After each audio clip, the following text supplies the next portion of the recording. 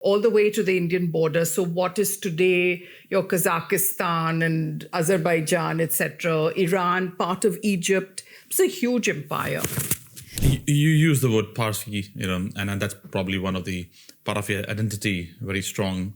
Could you explain the identity, the idea of what Parsi is and who they are, and then what's the a bit of a genesis story on Parsis? Okay, sure. So maybe I need to go back a little bit in history.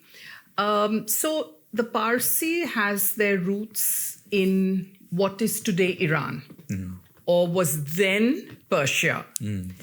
And Persia was vast, so it was a huge empire. It stretched from, in the north, you had the Black Sea, Caspian Sea, the Mediterranean Sea, down to the Indian Ocean, all the way to the Indian border. So what is today your Kazakhstan and Azerbaijan, etc., Iran, part of Egypt. It's a huge empire. And Zoroaster, who is our prophet, preached, it is the first monotheistic religion of the world. It's the oldest one. And from that, in fact, a lot of the other religions of Christianity and Islam, etc., have actually had their roots. And so he preached for almost 1,000 years till the Sasanian dynasty, which is when the Arab Muslims invaded Persia. And then to avoid the persecution and conversion, the Parsis, well, they say a handful of Parsis fled Iran and sailed on a boat which took them to the shores of India. That's how we moved to India. There are still lots and lots of Parsi Iranis in Iran today. And there are lots who are originally Iranis who are not Parsis.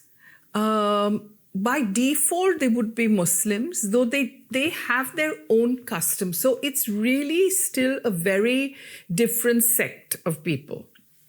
So the Parsis that moved, or rather the Persians that moved to India were then known as Parsis because Pars is the original word for Persia. And then so Parsi, from Pars.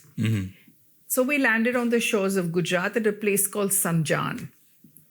And I don't know if you know the story about the sugar in the milk. Okay. Please do. So when we landed, the king was Jada Rana. And he said to the high priest that there is no place for anybody here. We're like self-sufficient and we can't include you. So the priest said, could I have ask for a glass of milk filled to the brim and a bowl of sugar? And he took teaspoons of sugar and added it to the milk. And he said, look, this isn't going over the brim. So we are just like the sugar. We will actually just, meld into into your culture, into your space. We will not stand out and we will be a part of it. And so the king said, okay, on 4 conditions. He was, of course, I presume, very impressed. And his only conditions were that you follow the language of our people. So our mother tongue is Gujarati.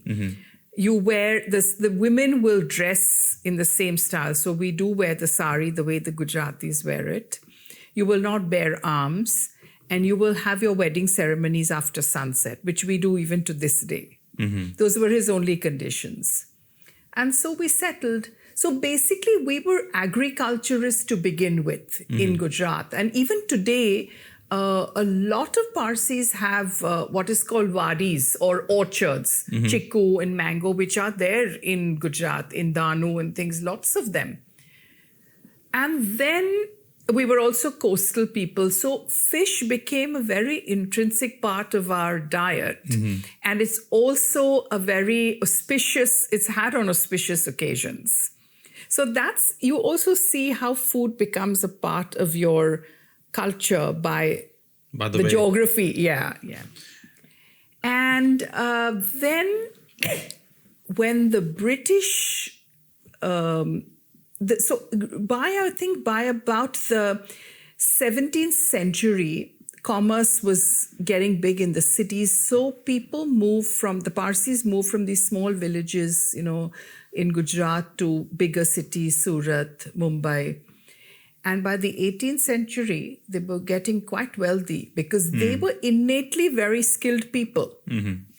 And so they were contributing to the growth of the country and very, very much in with the British in terms of building for them, shipyards. And then you started getting the names that were connected to the trade. So engineer, lakra wala. Lakra is wood. So maybe the guy was dealing in wood.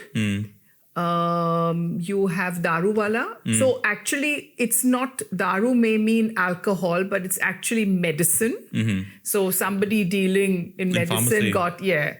got that name. So trade names started. It was easier for the British to remember you by that rather than your real name.